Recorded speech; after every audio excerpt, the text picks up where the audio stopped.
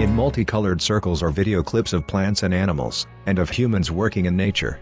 A salmon swims, a kit fox blinks, a snowy plover seabird chick flies from a rock, a salamander crawls through grass. Title: Saving Species Together.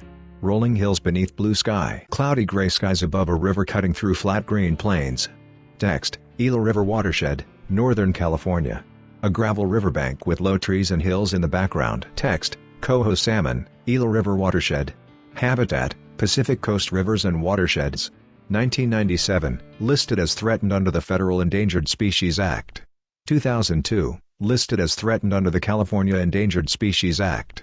Cause: loss of habitat due to freshwater diversion, overfishing, legacy logging, and mining practices. Salmon are definitely an iconic species, especially here on the Eel River, which is the third largest salmon run here in California. Coho salmon swim and splash in the water as they spawn. Water frothing over rocks. Salmon are extremely important for the ecology of Northern California forests. They bring those marine-derived nutrients all the way from the ocean up, and they essentially feed the forests and they feed the critters that live in the forest. Text: Bob Paleyuko, Marine Habitat Resource Specialist, National Marine Fisheries Service. The eel is really unique in that it has a significant amount of its population, almost 100%, as wild fish. Along a rocky riverbed, Coho salmon fry swim against the current.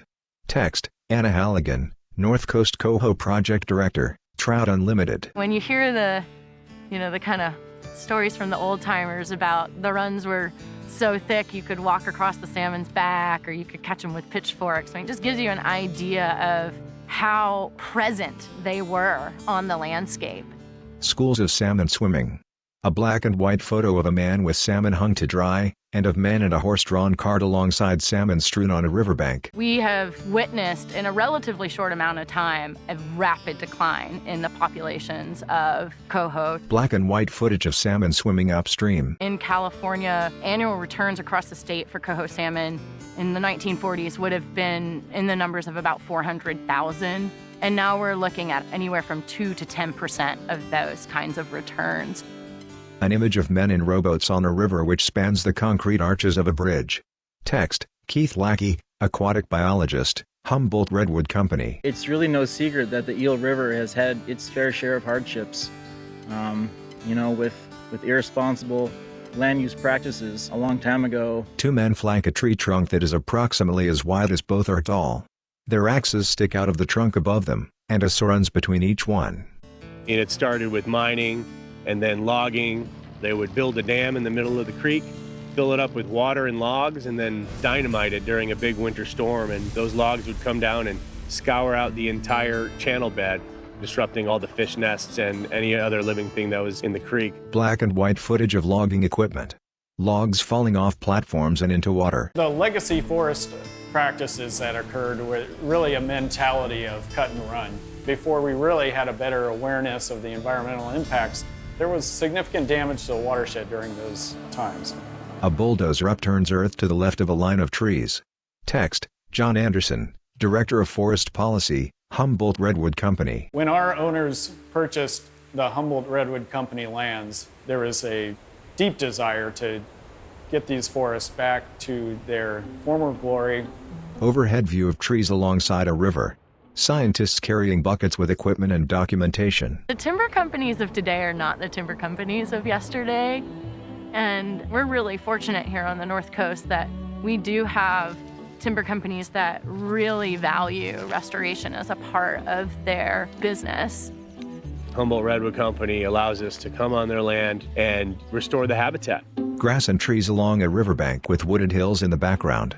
Text: Humboldt Redwood Company, NOAA Fisheries, and Trout Unlimited are working together to restore off-channel pond habitat for juvenile coho salmon. Yes.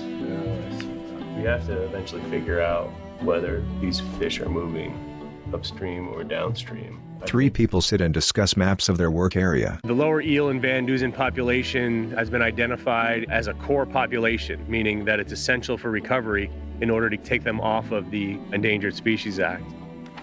The Lawrence Creek off-channel habitat restoration projects are really exciting for us to be working on right now. Murky green water reflects the grass and trees around it and the sunlight above. We do affectionately call it Larry 1.0 and Larry 2.0. Two men point out overfallen logs as a woman writes information in a notebook. During a really strong rain event, the creeks swell up bank to bank and these fish have no escape. The water is so turbid that they can't see in front of their faces, let alone find little bits of food to eat. So, coho are particularly good at sniffing out those off channels and those clean water inlets, and they follow them up into slack water areas such as these, where normally they would be fighting for their lives. Water trickles through a narrow channel between murky pools surrounded by trees and lit by dappled sunlight. The temperature and the dissolved oxygen are such that these fish can not only persist, but they can thrive. Salmon swim. A scientist tags a salmon and gathers several fry in a container. And we know that because we pit tag them and we recapture them all summer long, and we can get growth rates on those same identical fish. Fresh fish. Freshy. A scientist lifts a salmon out of a plastic container and measures its length on a ruler. 15.4 grams. The three scientists record measurements and assemble equipment made of two cylindrical metal mesh sections. As soon as you pull the equipment and the habitat feature filled up, you throw the minnow traps in there and the fish show up. They attach ropes to the mesh minnow traps and throw them into the flowing water. They all caught fish. One scientist slowly pulls in a trap. How many you got? Oh my goodness. As the scientist opens the trap, salmon wriggle on the mesh before falling into a bucket of water. He smiles as he looks out over the water. My whole career is revolving around the coho salmon, and to have them appear the first year after construction, that really means a lot. On a grassy riverbank, two men stand over a plastic bucket. One empties a trap into the bucket, then both men high-five each other. Anna Halligan. As a restorationist, you can't ask for anything more satisfying than to immediately see fish using a feature that you helped build or enhance. Trees grow on the banks alongside murky green water. John Anderson. You have a certain responsibility when you own lands like this and have the opportunity to bring back habitat for these fish. Young salmon swim around a rocky river bottom. Since we put these projects in, it really has taken on a life of, boy, build it and they will come. Surrounded by trees and ferns, the scientists record information and sort their equipment. As resource professionals, even though we address resources in a very different way, we're able to come together and really get some good work done as a result. We couldn't do recovery without our partners. You can definitely do a lot more when you have everyone on board and everyone's shaking their head yes as to moving forward with projects like these that benefit coho salmon. Clear blue sky over a wide stretch of river, with clouds obscuring hills in the distance. Text, savingspeciestegether.org. Produced by Full Frame Productions. Producers Kevin White, David Donenfield, Amy Lim. Director and writer, Kevin White. Camera, Andy Black, Steve Davey. Drone, Jack Morris. Editor, Kate Linhart. Audio and sound, Dave Wendlinger, Jack Morris, Leroy Clark. Graphics, Sean Dana, Colmel Love. Additional footage and photos courtesy of Shane Anderson, Pacific Rivers, Palmquist, Humboldt State University Library, Dave Ampere. Special thanks, Army Corps of Engineers, Humboldt Redwood Company, National Marine Fisheries, NOAA Restoration Center, Trout Unlimited. This was made possible through the collaboration of the California Department of Fish and Wildlife, U.S. Fish and Wildlife Service, and NOAA Fisheries. This video was funded by the National Fish and Wildlife Foundation with community service funds paid by the defendant in a securities fraud case captioned as USAV Wildlife Management LLC, ND California.